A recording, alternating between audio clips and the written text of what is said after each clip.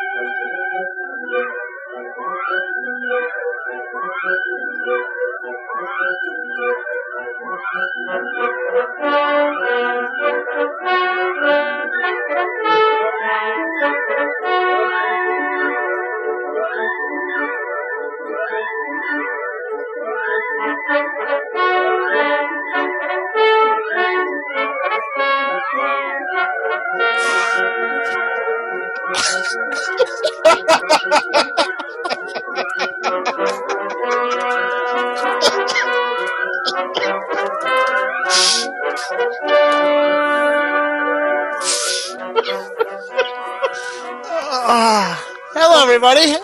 Welcome to another edition of Untethered MMA. I don't have a muted mic. You people are just fucking embarrassing. Do you understand me? Embarrassing. Another edition of Untethered MMA on FightFans Radio. It is January 17th, 2013. If you want to call into the show, you can call in at 410-688-6525, and you can reach the three of us on Twitter. You can reach me at It's Mike Fagan. You can reach Derek at FightLinker Subo, and you can reach Matt Roth at MattRoth512. And I sent the two of these gentlemen a link right before we went on air, and it may be the funniest take on the Manti Te'o saga. It is exclusive chat between Manti and Lene Kikuya, and I tweeted it out earlier, so maybe you've seen it already. But Matt, I think you can attest. Do we want to read this? Do we want somebody to play Lenny and somebody to play Manti? How about Derek? You can play Manti for obvious reasons, and then Matt, you can play Lenny. No. Yeah, Matt's not going to get through this at all. I might as well do it by myself while you two fucking laugh. Good afternoon. How may I help you today, sir? Pizza. I'm not sure I understand. Can you provide some... I can't do this. This is ridiculous. God damn it, Matt. Come on. It says pizza. That's with one We're past that part. Let's go. I'll do it. Thank you. Good afternoon. How may I help you today, sir? Pizza. I'm not sure I understand. Could you provide some more details? Pizza. Sir, I'm afraid you are in the wrong place. Pizza with pepperoni and cheese meat to South Bend. Sir, you cannot order a pizza online here. Pizza pepperoni South Bend, please. Sir, this is the HP online customer support chat line. Pizza Hut HP. Hewlett-Packard. This is the Hewlett-Packard help desk. Are you pretty, Lene? My name is Lenny. I am a male. What you wear, Lene? A polo shirt? I love you, Lene. Sir, can I ask you to please disconnect from the chat room? I cannot move on to help the next customer until you disconnect. Lene, you are pretty. I love you. I love you too. But I have cancer. Oh, no. Oh, God. A car is coming right at me. Slow down. Stop, car. I died of cancer. No.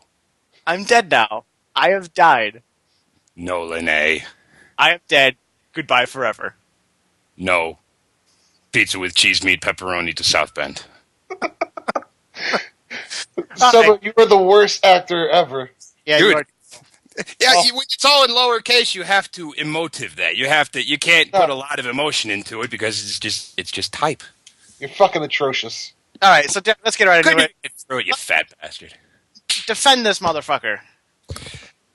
It's not a defense of the motherfucker because we don't know what he did or didn't do, what he knew or didn't know, but I am doubtful severely of the automatic jump to that he's gay and that this was somehow an elaborate ruse from the beginning of the year.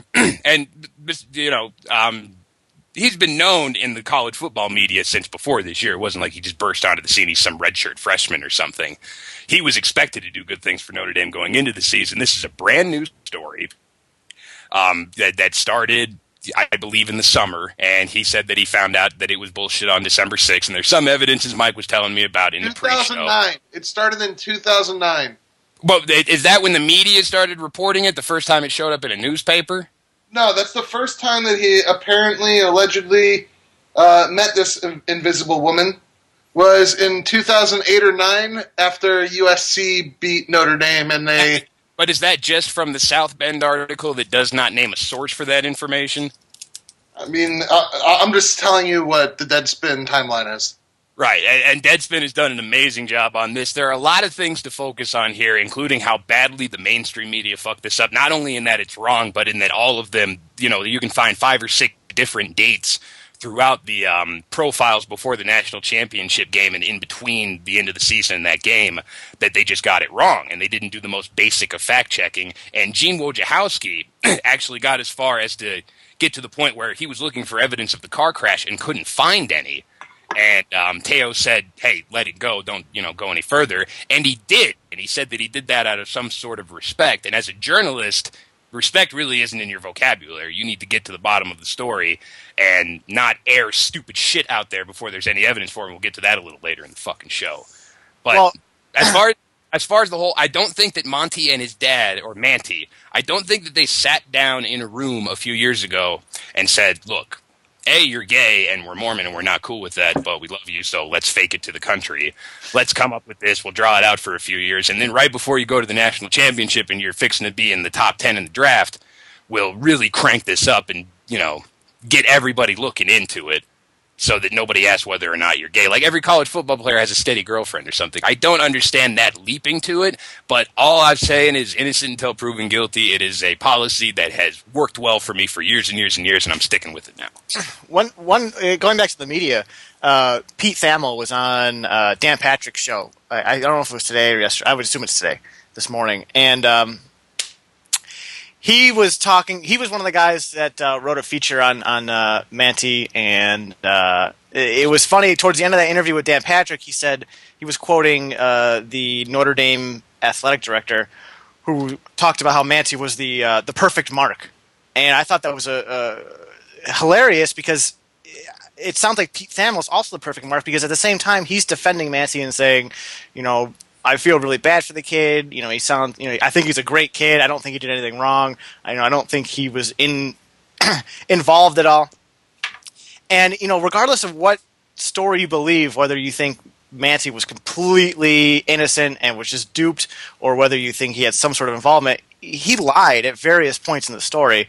There's the official Notre Dame story is that Manty knew December 6th, didn't tell the school until December 26th. But he had an interview December 8th at the Heisman ceremony and talked about the girl in question, or the non-girl in question, as if it was still, a real thing that he believed. And Derek, you were talking before the show how when they were talking to him before the national championship game, he was very careful not to name names at all.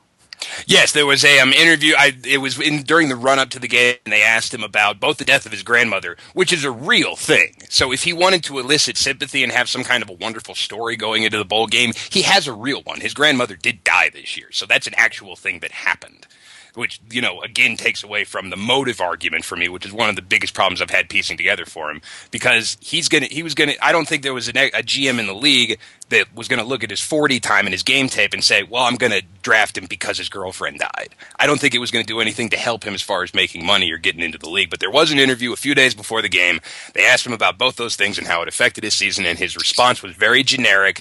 He said, football takes your mind off of a lot of things. I'm thankful for my teammates. I'm glad that I've had this to take my mind off of, the distractions. He did not mention her in that interview. So at that point, there's definitely a cogent argument to make that he didn't want to run it up anymore. If asked point blank, I don't know if they thought maybe the story wouldn't get out. Apparently it was being reported by ESPN and others, but Deadspin just beat him to the punch, and they did an excellent job. But the leap to, condemn the kid, and he is a kid, and the leap to call him a closet homosexual, while not an insult these days, still kind of a fucked up thing to do. Dave Zirin is a lefty-ass sports journalist, writes for The Nation, and does some good things on how fucked up the NFL is and some other issues. I think that he was out of line jumping to that as a conclusion. Well, another interesting thing, too, Deadspin, a little bit before the show went on air here, Deadspin has a new post about apparently Notre Dame wanted to go ahead and release this last week. Manty and his agent wanted to do it themselves, and they said, let's do it on Monday.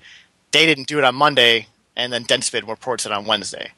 So it seems like Notre Dame's trying to distance themselves as far away as they can from the story, but well, they're certainly not distancing themselves from Teo. That athletic director, that 45-minute thing that he did, where the tears you can call modeling, you can call them bullshit, but that is Notre Dame going all in and saying that this kid hasn't hurt his standing with us one iota. We don't doubt a word of what he's saying.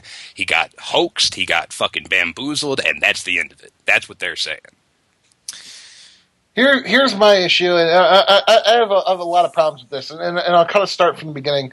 It's obviously at this point it's pretty obvious that the whole myth and legend of Manti Te'o what was built upon his Heisman run. Like, so what I mean by the myth and the legend, I mean, like, during his Heisman run, it was built on the fact that he was able to overcome such adversity of not only did his grandma die, but his girlfriend died 6 hours later. And he was able to overcome this adversity to put together such a crazy, awesome game that kind of impressed the world. And it was, what was it? It was 12 tackles, and the next game he had 2 interceptions and a fumble. Like, it was incredible, and he was able to do this. And oh my God, how did he overcome this adversity when he has such a huge problem and such devastation in his life, like right before this happened? And that's it started then, and it kind of built towards his Heisman run. You could say that, oh, he did these interviews and he never brought up this girl and blah blah blah.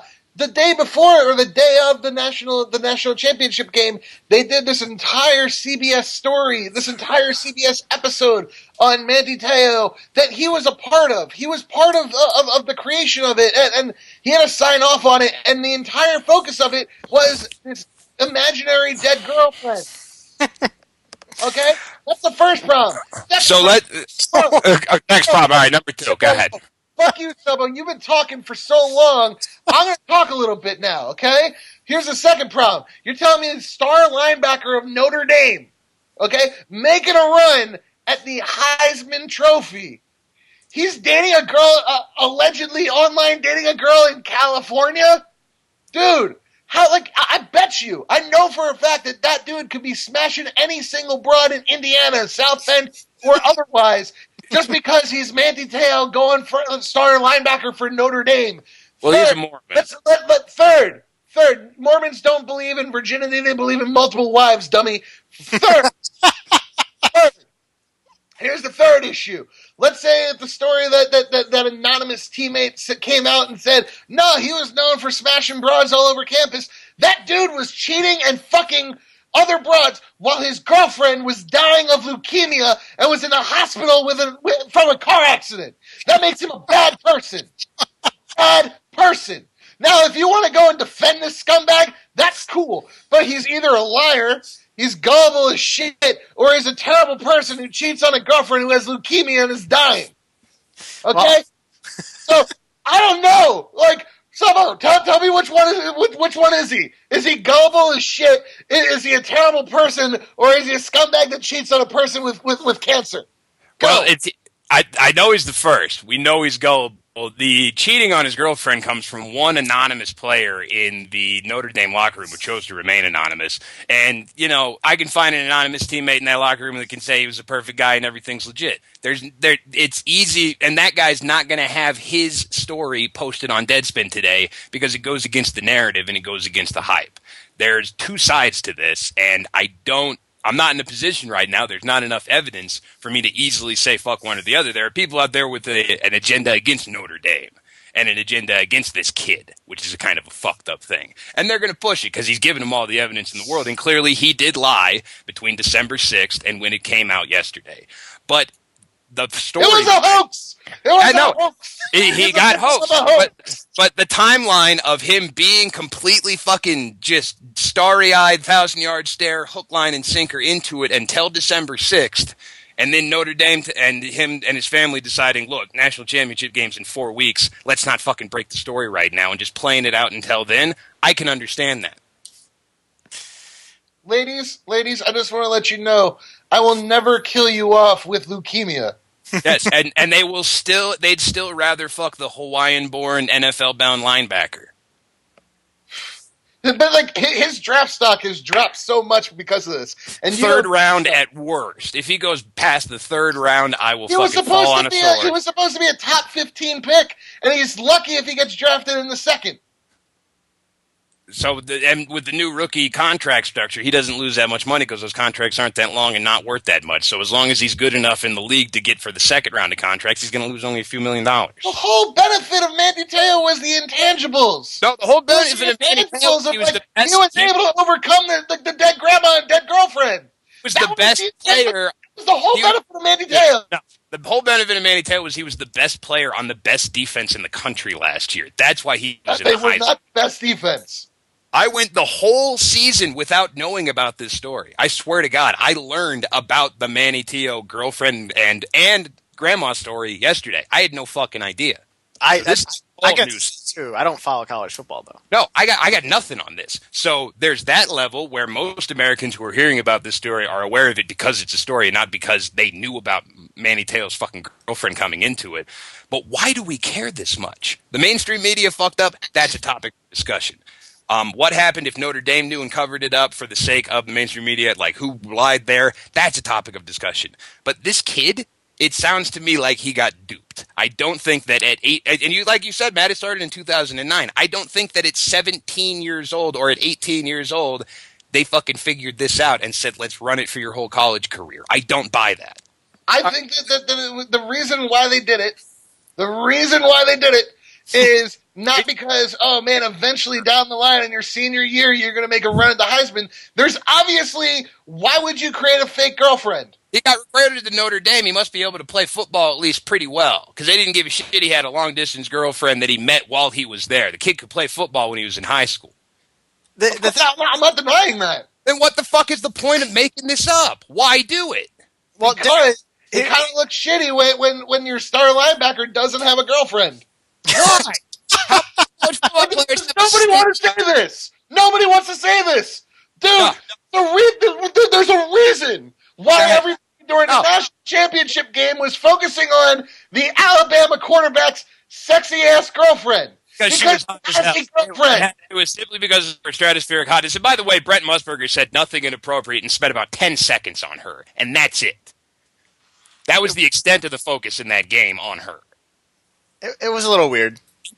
What did he say? He said, hey, play quarterback. You get a girl that looks like that. Big fucking deal. He shouldn't have apologized. You know who doesn't have a girl like that? Because she's imaginary? Te'o.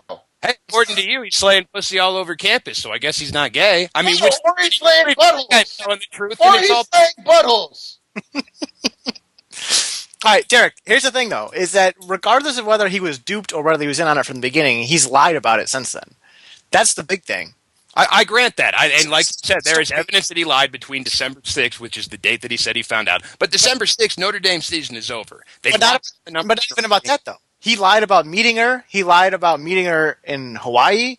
Like, it wasn't just the December 6th thing that he lied about. He lied about the whole story. He never met her. He claimed he did. When did he say he met her? He said there's multiple reports that I have seen one report from South Bend, that one newspaper, that they have pulled since, that they have pulled now. And I don't know why. Because they were wrong. Okay, they didn't do their due diligence to actually verify anything. They took it from the Te'o's mouth. You don't know. What she said. You don't know that. You have absolutely no reason to say that Te'o gave him that story. You have no reason to say that. And if you're going to make a good joke, you'd say that's what he said in relation to him. Because he has a penis in his mouth. There you go. Because he's gay. See, I'm doing your job and mine at the same fucking time. This is a problem. Derek, I love that you always have innocent until proven guilty, man. I love it. Innocent until proven guilty. It's one of my favorite things to default to. It's not even innocent until proven guilty. It's you also really love to fall back on. Oh, he's a young guy. Young guys make mistakes. Well, because I think that we bury people. Wait, did you make any big mistakes when you were 21 years old? Did you do anything stupid? I wrecked a car outside of Vegas. I want to be honest, Derek. I didn't lie about a fake girlfriend. What did you do? You lied about a real girlfriend. Everybody's got a story when they were 20. Did you lie to a girl when you were 20 or 21? Oh, I'm sure I did many dumb fucking mistakes when I was 20, but nothing to this scale. No, but well, like if he lied about it for a month, and the situation was we're number one in the country, we're just waiting to play Alabama. We haven't been like this in 20 years. Cock of the walk. Everybody loves Notre Dame right now. You know, I know that you're incredibly embarrassed. We don't want you to. Hold on, not everybody loves Notre Dame. The national media does, and that's part of why this is such a huge story. It's part of why they were number one this year, even though they had a cupcake schedule and they should have lost a couple of those games. When you barely beat BYU. I don't know enough about college football to care. Well, I watched Notre Dame a few times this year, and they weren't that good. Like everybody, like that's why the Alabama line was just getting destroyed before that game. Everybody was putting their money on the Tide, and everybody paid money, and I was rolling Tide that night. Bet the over and bet Alabama. That's what I did, and I won. Attaboy, because it was easy, and part of the reason that Teo was number 2 in the Heisman Trophy. I mean, if it weren't for fucking Johnny Football, he probably would have been number 1. That's the sad thing.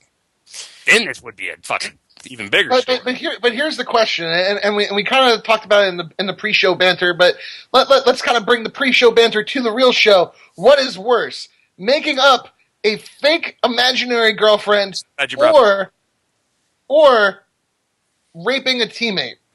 No, it's a real girl, and this is the question that I posed before the show. I like how you want to make it topical and shit. But you were of the opinion that the former is worse. No. I didn't give my opinion. I just said that's a tough question. No, you said, really? Is it? Is it, though? I stand by my comments. I stand by my comments. If you make up an imaginary girl and rape her, it is still better than raping a real girl. Do not rape real girls under any circumstances. Don't do that. What about raping an imaginary girl? That's way better than raping a real girl. It's just worlds better. Is it? Yes. If you buy a doll and rape it repeatedly, that's way better than raping an actual woman. Our friend Nolan Hall on Twitter said, I'm 19 and still know for a girl to show her tits on Skype, so I know she's real. I think that's the other thing. That's the other thing, Subo. That's one other thing. Yo, you're telling me in 4 years of dating this girl, you'll never got on Skype? Y'all never got on the video. Maybe she was really good at cyber sex. But you never went on the video chat with her? Come on, Manty. How you gonna date a girl who lives across the country and you're not gonna you're not gonna Skype? You're not gonna Google Hangout?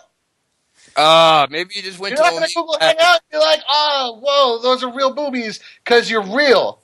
Not imaginary.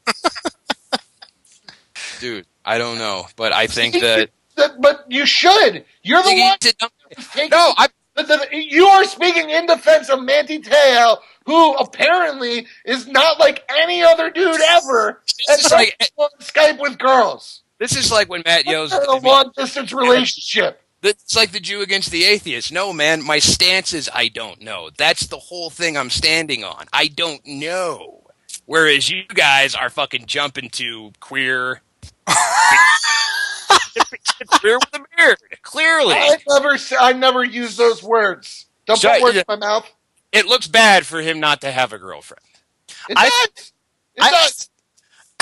After sleeping on it, after reading some of the stuff that came out today, I think the most likely scenario is he probably got duped, and he probably carried on with it when he found out. And I think he found out. I think before December 6th. I think he knew way before that. Well, that's when he told the school, and that's when the school was aware of it, even according to them, and they said that they were investigating it, and if they were actually trying to figure out who did it. And I have a few tweets on my timeline that are retweets from people that have claimed to know who this person was that was running the ruse and operated it and began it 3 years ago and was really proud of themselves, bragging about it. Because that's the whole point of this kind of thing. If you're not getting any money out of it, the whole point about it is to do it and then brag to people, ha, that's me. So it comes out eventually if that's the case, and I think we will find out eventually. But goddamn you people for just jumping to that he's gay. What is wrong with you? I hate Notre Dame too. I really do. But I don't think that they were in on this from the beginning. I don't. Well, and you You mentioned the investigation they opened, and this opens up the fact that they never launched an investigation to look into the sexual assault / rape allegations from Lizzie Seberg, who eventually committed suicide 10 days after reporting it. But they had no problem with grilling her. Yeah. They had no problem with making her feel like shit, but they couldn't go after the player? If you want to say that Notre Dame is a rotten piece of shit institution, you'll get no argument from me. I'll jump on that bandwagon all day. But I don't think that has a lot to do with this, other than the priorities of the university, which are clearly a little bit fucked up. Which is clearly football. And what okay, but that's every university in the country. Let's be fair. Yeah, did you see that? I forget where I saw it on Deadspin. I think I don't know if they were originally reporting it or not, but the amount of money that universities spend on players versus regular students. Yeah, it's disgusting, and I know that those students bring in money and everything, and the revenue from college football and basketball pay for pretty much every women's sport, which don't make money on their own most of the time. And Title IX. Misogynistic. No, I've written about Title IX before, and it's kind of bullshit because the only two sports that make money have to split what they take in and what they spend 50-50 with the women's programs, and that's why you see wrestling programs around the country being decimated over the last 30 years because of Title IX. So I'd like to see that reworked a little bit while still giving female athletes all the opportunities they need to get scholarships, because God knows they're not going to play in the pros. Is there anything else you want to say about Manti Te'o before we move on to another upsetting topic? I think that we'll find out more as it goes. Again, credit to Deadspin for what they did because they scooped everybody. And while ESPN was saying that they just weren't ready to report on it, even though they were aware of it, and I'm sure they would have eventually because it's such a huge story, Deadspin beat them to the punch, and that's awesome. They were accurate, and the best part is they're cobbling together of everyone else's story and how many people. There was no template for anyone to go off of. All these newspapers just made up their own numbers eventually. Matt? Well, here's the deal. All right. So the university, they said that they were going to release their findings next week. Like, they just so happened that it was going to be a week after Deadspin released it, and they were going to release the findings to everybody. Horseshit. That's bullshit. Manti Te'o saying, like, oh, I had no idea, and yet he's giving interviews afterwards talking about it.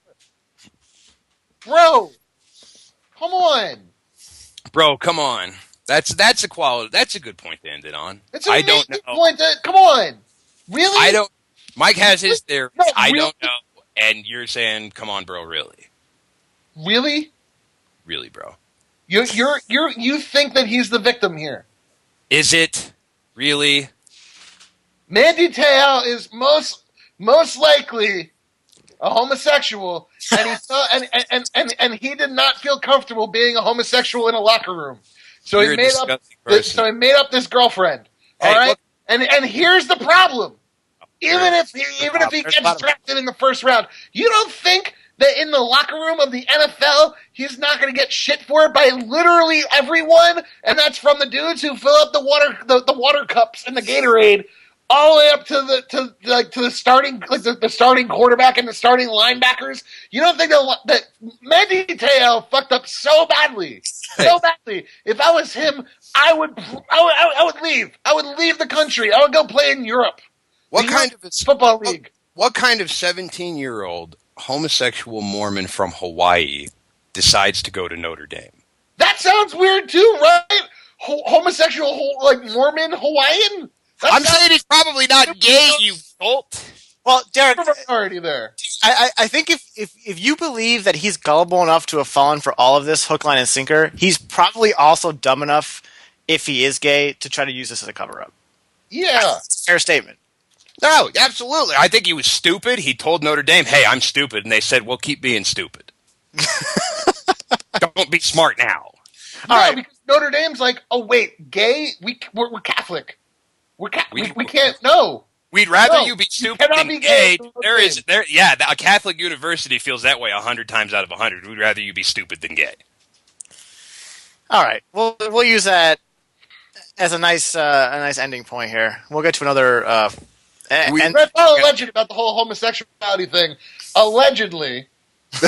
Thanks for sprinkling that in. I'm sure we have some legal minds listening to the show. So another this one, Derek, you're more of the aggressor on this one. Ronda Rousey earlier this week, Rowdy Rousey retweeting the Sandy Hook exposed conspiracy video.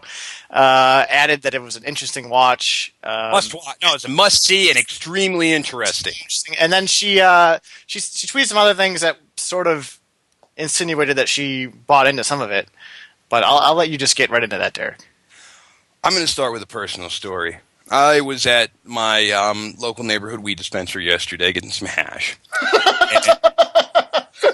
This is how the personal story starts. This is what I was doing. I was running my errands. Getting my medicine. It's just going to the pharmacy. All right, you guys can fuck off. Right. So I'm talking to my friend that works there. A couple guys that work there. We're friends. And somebody hands me a DVD, and he says, "Have you seen Zeitgeist?" And I said, "No." And he says, "Here you go. Watch it." I said, "Thanks. Whatever." Didn't know if it was like a movie he made, whatever.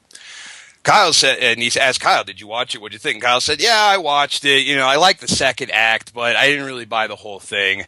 Like, I just don't think it was a conspiracy." And the guy says, "You need to do your homework on that." So instantly, fucking click. I know he's talking about 9/11. And I know I'm not going to be able to walk out of this room without saying something. So as I'm walking out, I open the door for Kyle. He clearly wants to leave because he knows I'm about to go off on it. He's probably a customer. And I say, Popular Mechanics did a really great entire issue where they go point by point on the thermite and the controlled implosion and how it didn't melt the steel. It melted the brackets that hold the steel, and that's why the floor's pancaked. And he starts to talk. He starts to talk about how they found the thermite and how I'm asking the wrong questions. And as soon as he says that, I have my go-to with the truthers. And I said, "Where did the planes go?" And he kind of blinked a couple times. He said, "The planes?" And I said, "Yeah, there were 4 of them, a couple hundred people on them. Some of them were famous." At this point, Kyle's smiling because he wants to just pull me out of the room, but he's also watching this. Kyle's my friend that works there. And I said, they found a black box in the Pentagon. And he looks at me and goes, "Well," because there's a best-selling book in France called The Horrifying Truth that says a missile hit the Pentagon, and it wasn't really the United Airlines flight or American Airlines flight that actually hit the building. And I said, Barbara Olson was on that plane, the wife of Ted Olson, the Solicitor General of the U.S. at the time. She died on that plane. So the planes didn't, just disappear off the face of the fucking earth, right? They didn't disappear off the grid. Then I walk outside to smoke a cigarette, and he walks outside. He just says, "I'll see you guys later." And he goes, "You have to confront this shit. You can't just hear it and let it go and say, well, I haven't really read everything. It's bullshit."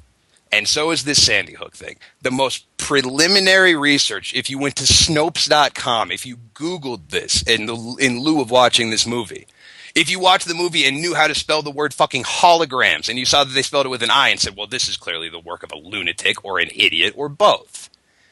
But instead, to your hundreds of thousands of followers, to retweet something this irresponsible. And when John Fitch did the same thing, within an hour, he said somebody had tweeted to him the Snopes link, and he said, "Hey, here's a good point by point of why this video is bullshit."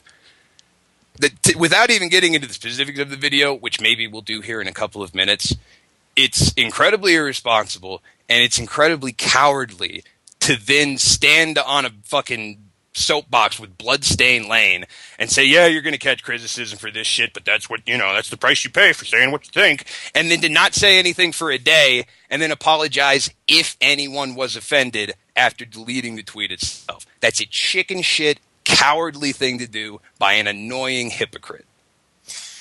So I want to read the manager's, Ronda Rousey's manager, his response to MMA Junkie. Let's read the quotes from the article. "Ronda's the kind of person that doesn't take everything at face value and doesn't have 100% faith in all the news that's put out there by the mainstream press." He later says, she probably felt that if it caused any grief or any sorrow, especially something related to the death of children, that it wasn't worth the fight. And then, so here's the best part to me, is the end of the article. So as a PR guy, your number one goal is to sort of make this issue go away. I'm going to lose it after you read this, but go ahead. Make this issue go away and distance yourself from it and basically say she's sorry, she didn't understand what she was doing, etc. Instead, here's what Darren Harvey says. I don't think that she did anything so horrible. I think what she was doing is retweeting something that gave a different perspective as to what transpired on the day. I don't think anything in that video denied that it happened. I don't know if it's truth or not. I'm not an investigator, but it seemed to me that if the Bushmaster, in parentheses rifle, really was sitting in the trunk of a car, the guy killed himself inside the school, how would the gun end up in the trunk of a car? Maybe it's just bullshit facts. I didn't investigate it. I think Rhonda thought it was interesting and retweeted it, and that was the extent of it. I don't think she was saying the mainstream press was wrong. It was just a different perspective. How, as a manager who's used a computer before, do you use the word Bushmaster in your answer? How do you put that on every Google hit so if anybody's searching for that and if it can pop up as you describing Ronda Rousey view vis-a-vis that controversial weapon in this horrific massacre? And just a couple of notes about the facts. 50 to 100 shots fired in the fucking school. You think he did that with a pair of handguns that he just reloaded half the time? If you think there's some huge government-wide conspiracy, then you have to think the Newtown Police Department is in on it because they themselves have said that there was a half-emptied 30-round magazine clip found inside the school. The fact that NBC had one wrong report that day that said the gun was in the car, when they also reported that it was his fucking brother that did the shooting originally, as did most other mainstream organizations, and the fact that they get things wrong sometimes does not mean that the guy that shares a YouTube link with you on fucking Facebook has the goods. It's unbelievable. There's a site that's trying to propagate this called naturalnews.com, and in the first paragraph, they bring up 9/11, chemtrails, and fucking, I want to say Ruby Ridge. This whole mindset. There are actual things that have happened in the world. There's a rich history of events that were witnessed by hundreds of thousands of people and that were recorded down, and you can learn about them instead of this. We get so little time on this planet. And the fact that we spend it doing things like this as opposed to learning from history and, focusing on the actual things that the government has done that were secretive, like COINTELPRO and the fucking Bay of Pigs and the hundreds of other things that they've done, overthrowing Allende. All that shit actually happened, and we want to think that they're murdering white children so they cannot take away our guns. It boggles the mind. Yeah, it does, and I've had a bunch of people ask me on Twitter, why is it that big of a deal? Why is it upsetting? And I'm not offended that Ronda Rousey did this. I don't mind that she tweeted this. I would rather know that she's a wingnut, tinfoil hat wearing crazy, than a PR I'm glad you can't keep it secret, and I did tell Joe Rogan in a tweet to keep her away from the good shit, because this is clearly someone who smoked some weed that was too good and watched a video and said, man, that just blew away my whole perspective on everything. Yeah, and I love that quote that, she doesn't trust the mainstream media 100%, and that's not a bad thing. I think that's a fair... Who are these people that trust the mainstream media 100%? Who are these people? But to then turn around and trust a random YouTube video, which has a glaring spelling mistake in the first title card. It's across the board. That's the insane part. From the craziest lefty to the craziest righty and everywhere in between, everyone will tell you that the news is bullshit. Not a single person doesn't think that they don't do some of it for advertising money. They don't have the attitude that when it bleeds, it leads. Whether you think it has a liberal bias or a corporate bias or a humanitarian bias or whatever kind of bias you think it has, nobody fucking reports the news. It's like, well, I heard it on the news. It must be true. There's no one in this country that's stupid. Now, Matt, since you've been quiet so far, there was an article, I forget who originally posted it, that said that this is another example of the UFC needing a Twitter or a social media or a personal conduct policy. What are your thoughts on that part of it? Well, of course they do. Like, they need adults. Is there even like a point for discussion? Of course they need one, man. Like, we've already seen it with Miguel Torres and Forrest Griffin and then. Like, and Rashad Evans, we've already seen it. Like, fucking, I keep going back to it, but there was, like, the only reason why nobody cared about it was because nobody saw it. But, like, Jose Aldo literally said going to the party for I can't remember the fighter's name, but he said Nigapalooza in it. Like there needs to be a policy that says, look, you guys are celebrities. Like PDL had an intro. Go ahead.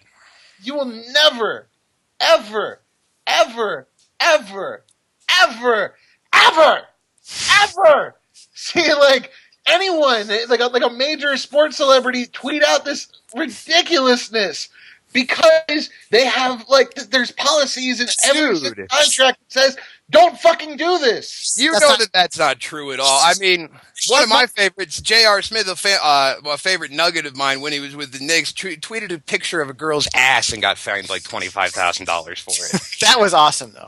Oh, and that media member that was sitting on press row tweeted a picture of what's her face's ass?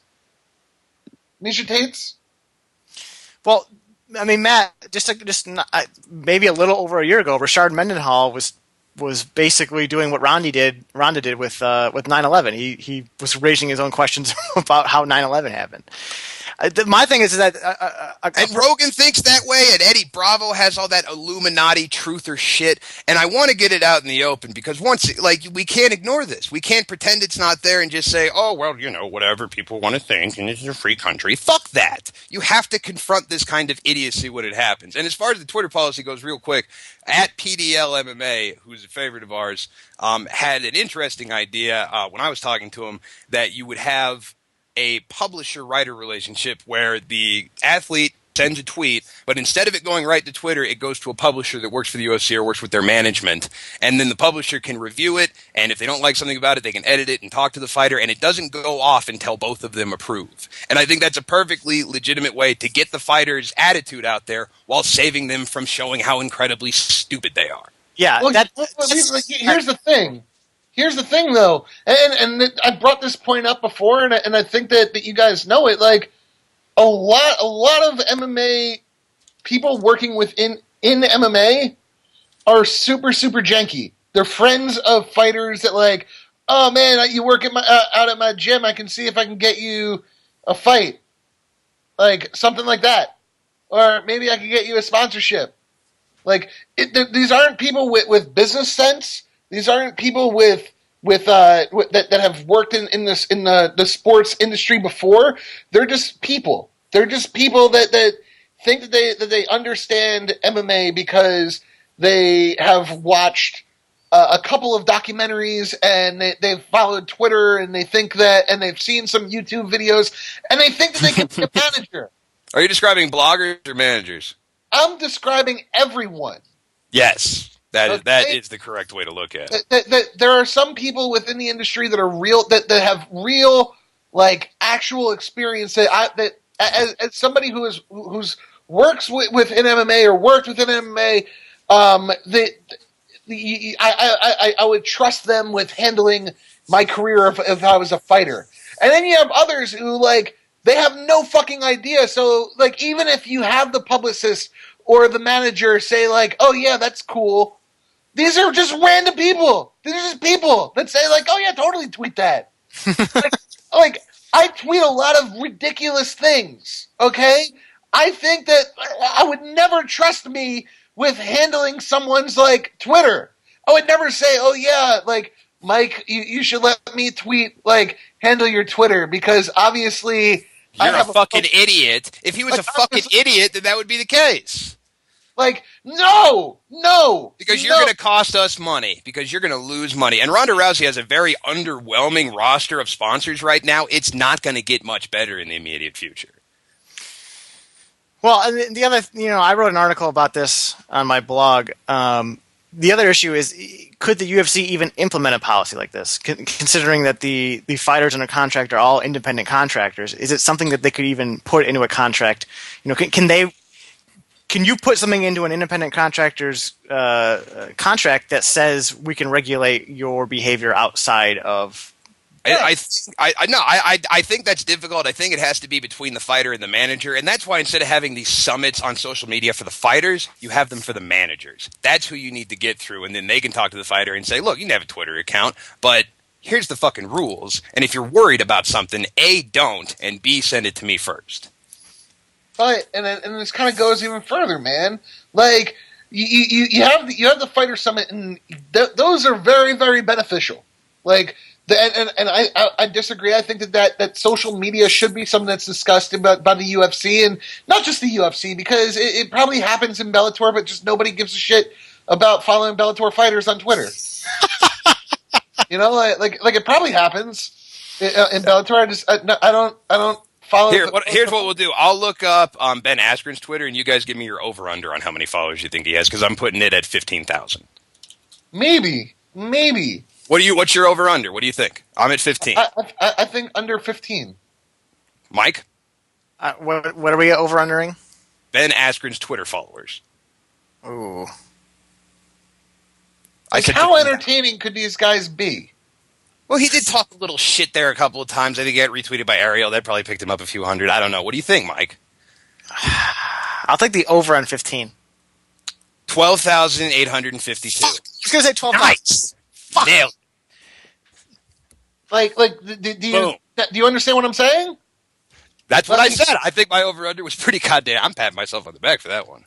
I can think about that right now without Rick Hahn is fighting tonight. That guy has 2,500 Twitter followers. Rick Hahn. Okay? We'll see if those numbers spike tonight. They're not going to.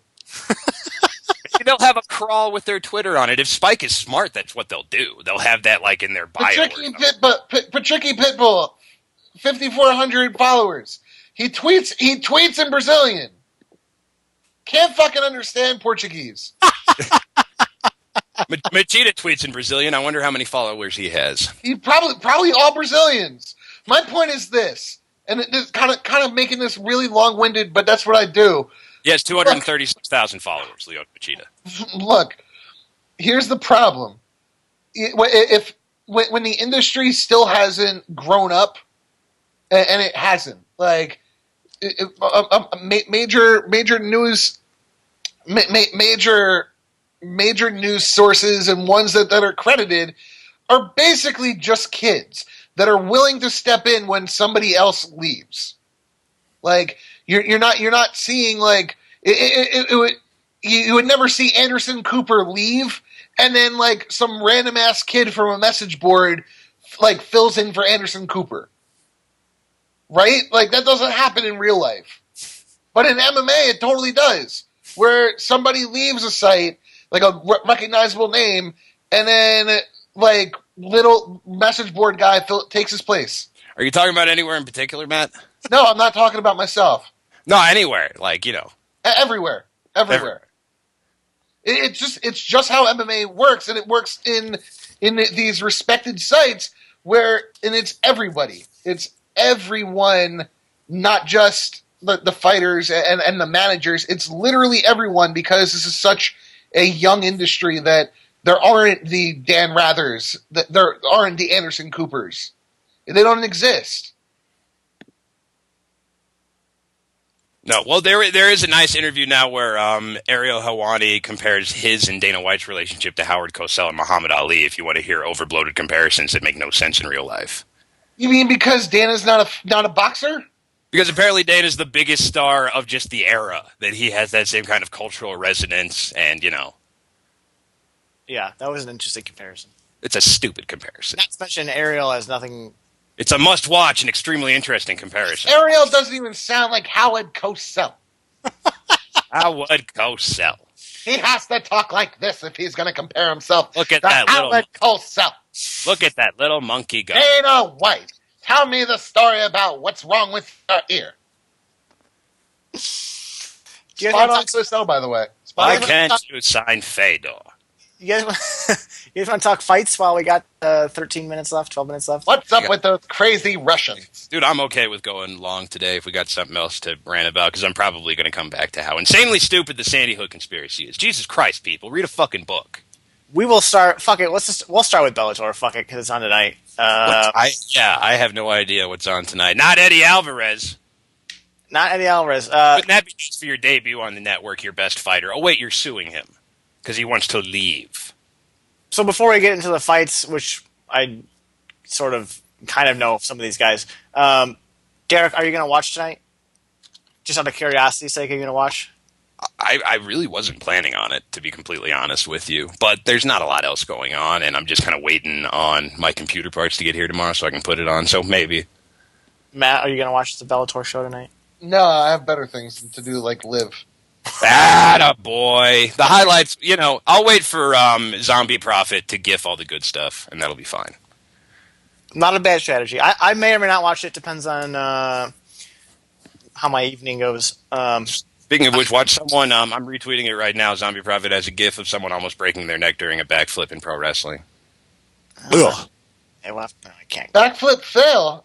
Dude, it's bad. Is it really? Watch it. So, what, Oh! Ah! Oh, I think I've seen this before. Oh my god! I've definitely seen this before. The ref is... Continue. Oh! God, shit! Shit! That's a double moonsault, and does not. Lucky's got a slippery floor here because if that mat was a little bit grippier. So how many viewers? How do you come back from that? How many viewers does Bellator get tonight? I would say what? How many viewers does Bellator average tonight? 700,000. Because there's nothing else on. Well, there's the Lance Armstrong and the Heat. The Heat are playing. The Heat are playing somebody late tonight. I think they might be playing. Is it on ESPN or is it on ABC or something? The Heat are playing the Lakers at 10:30 on TNT, and then Lance and Oprah, I believe, starts shortly after our show gets off. Actually, I think instead of watching the Bellator, I'll watch the Lakers get smashed again because that's been one of the joys of this NBA season. You're gonna root for LeBron tonight? Dude, that's fine. Fuck the Lakers. And I was at a bar when they played the Thunder, and the Thunder just beat them by like 30. And, instead of talking to girls, I just watched that the whole time because it was fun. Because you don't like girls? Well, most of the girls at the bar were pretty old. And I didn't talk to them. One thing, before we talk about the UFC show on Saturday, one thing that I was sort of surprised about, and it kind of leads into the Bellator thing, because there's a lot of attention on Bellator tonight, and I find it interesting. I mean, it is a big event in the sense that it is a step for Bellator and it is a step for Spike TV. But last week when Strikeforce had their last show, there was a lot of weird sort of to me it seemed like crocodile tears for fucking the last Strikeforce show. It seemed like a lot of people were acting like they were going to miss Strikeforce, that it was something that they really loved. And I like Strikeforce, when Elite XD went away and they sort of took that spot as the number 2 promotion. I thought they did a lot of great things, but I'm not going to trick myself into thinking that I was sad that Strikeforce was over. As much as Derek, you and I might disagree on the optimal promotional model for MMA. Wait a minute, what do you think it is? Hold on. I do, regardless of my belief on that or what I think, I do like seeing the best fighters fight the best fighters. And, the UFC's purchase of Strikeforce, obviously it was that deal was bungled in the year that they owned them in terms of putting on good Strikeforce cards, but ultimately that led to Strikeforce fighters being in the UFC, and for the most part, I would say at this point we've got 99% of the top fighters in the UFC, which is a great thing. Hooray! Yeah, it used to be like 90, and back when it was Pride, you could argue that it was 60 or 70, and at certain weight classes it was less than 50, particularly heavyweight, and now that's all changed, and the heavyweight division is vibrant in a way it's never been. Lightweight just has this conveyor belt of challengers, and the belt's always getting flipped. We're going to get new injections into 185, assuming Luke Rockhold doesn't fall apart like a papier-mâché doll. It's going to be fun. Matt, your thoughts on the Strikeforce finally going away? Oh, dude, it's awesome. Ding dong, the witch is dead. I just feel bad for Scott Coker, who's unemployed. Yeah, that is probably the one thing that I I would agree with people on it. From everything I've read about Scott Coker, everything I've heard from him, seems like a good guy. Seems like one of the few promoters that isn't me first, isn't that Dana White, Don King get in front of the media and kind of get your face in there, which is rare in fight sport. And it seemed like Scott did a great job. He started Strikeforce in the 80s, and to get where he got was, that says a lot about Scott Coker. Yeah, I mean, look, Scott Coker, we could joke about everything, the way that he would answer questions by saying, "Oh, well, we'll talk and then we'll let you know in 2 weeks." By all indications, he was a great promoter. He was a fighter first promoter. That his whole deal was run a fun promotion that was successful. And when he was at the helm and he was in charge with Rich Chu as the matchmaker and Micah Fromowitz as the PR guy, and literally I would consider Esther Lynn an employee of them as well when she did work for them, like a staff of maybe 5 or 6 people, and he was running some great cards. So yeah, matchmaker for Strikeforce was such a hard job. Yeah, find someone for Bobby Lashley to lose to. Oh wait, you can't do that. No, but the whole point of Strikeforce, they knew that they weren't going to beat the UFC. Then why did they sign Fedor? Why do that? That was stupid. It's because it signed their death contract. They lost money on him. It put Zuffa's gaze on them when it wasn't there before. Before the Fedor signing, Dana had nothing but good things to say about Strikeforce. Good little regional promotion, put out some fun fights. They're on NBC, whatever, good for them. Then they signed Fedor, and now you have the eyes of a guy who's killed multiple promotions that fucked with him and competed with him for free agents, which is just the dumbest idea ever. And then they did the same thing with Henderson. They blew a bunch of money on that to bring him in to lose to Shields, and then they lose Shields to the UFC before they could do anything with him. It was a poorly run, bad promotion, and I'm glad it's dead. It wasn't poorly run. It was not well run. It wasn't poorly run. What ended up happening it was run? No, what ended up happening was they were working with Showtime, and Showtime had final say. That's not a poorly run promotion from the Showtime said sign Fedor. Showtime said blow millions of dollars on a guy that will draw maybe that many viewers per card, or we'll pay him at least $1 for every viewer. When you are working with a network like Showtime, and at the time they weren't just on Showtime; they were also on CBS.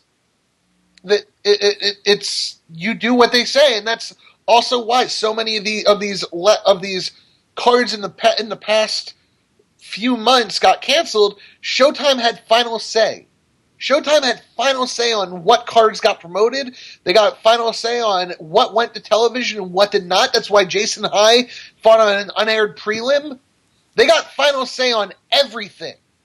So it's not you can't blame Scott Coker and Rich Chu, and you can't blame these guys when in reality, it's the network was the decider. Decider. I'm the decider. They were. Are you saying that they weren't? No, I'm quoting George W. Bush because that's what he calls himself. Themselves and Espinoza himself comes out and says the reason why we didn't do these past cards is because we didn't feel that they were worthy of television. Do you think that that's not Showtime having final say? I don't know if it was look, I blame Showtime for a lot of things. I don't think that they were fully invested in mixed martial arts. They got into it late. They wanted to get in on the cheap without, investing any extra airtime into prelims or anything like that, and I criticized them for that. But I don't know that it was their decision to go after Fedor and give him a contract that justified him turning down the UFC. That was a decision that Strikeforce made. There was not supposed to be anybody else in the market after Affliction fell. It was supposed to be Autofucking-matic. And then he decided to be a big fish in a small pond, and he went 1-3. So they paid Fedor probably $6 or $7 million to go 1-3 and beat Brett Rogers and legitimize their promotion. Oh yeah, and kill it, as it turns out. Fedor is the Grim Reaper of MMA promotions. Hindsight is awesome, isn't it? I was right at the time. I said this will kill Strikeforce. They will lose money on it, and they will eventually die. I said that as the day that they signed Fedor. I got banned from Bloody Elbow like 2 weeks after that for a year because of how much shit I talked on Fedor for taking that deal. No.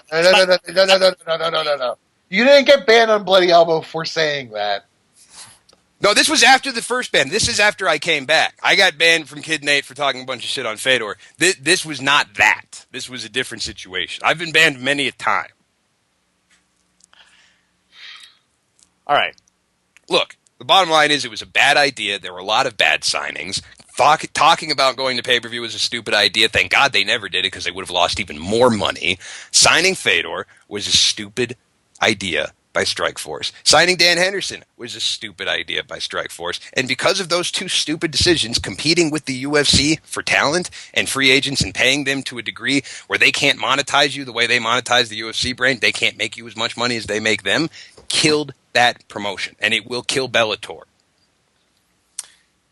Saturday, UFC on FX in Brazil.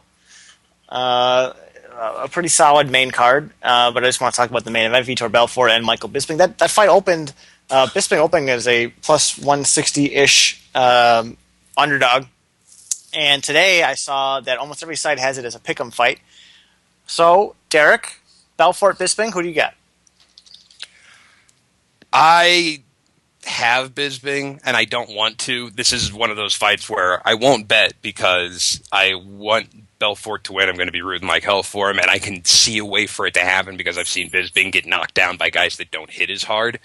But at the same time, Bisping is much more well-rounded. If he can survive initially, then Belfort's the kind of guy that'll quit in the first 2 or 3 minutes if his shit doesn't work. And if you do that against Bisping, you're going to get TKO'd these days because his ground and pound and his motor have gotten a lot better over the years.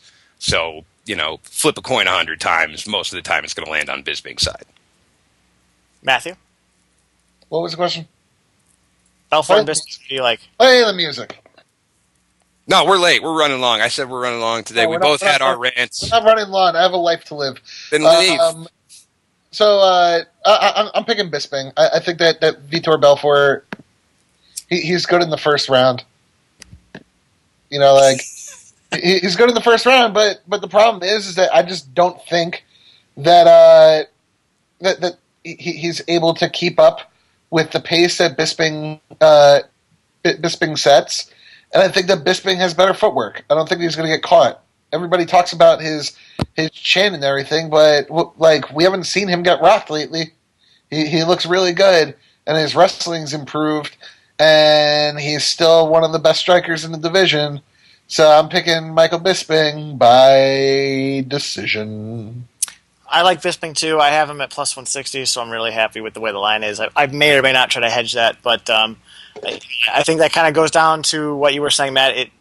If Belfort can land solid and if Belfort can hurt him, it's going to be trouble it's going to be trouble for Mike. But otherwise, I see this sort of being the typical Michael Bisping fight where he kind of picks apart guys, and his wrestling is a lot better. He's also obviously great at getting up off his back if he ends up there. So I like Bisping. I like him in a decision. Erica, hit the music, and then Derek, give me your final thoughts for the week.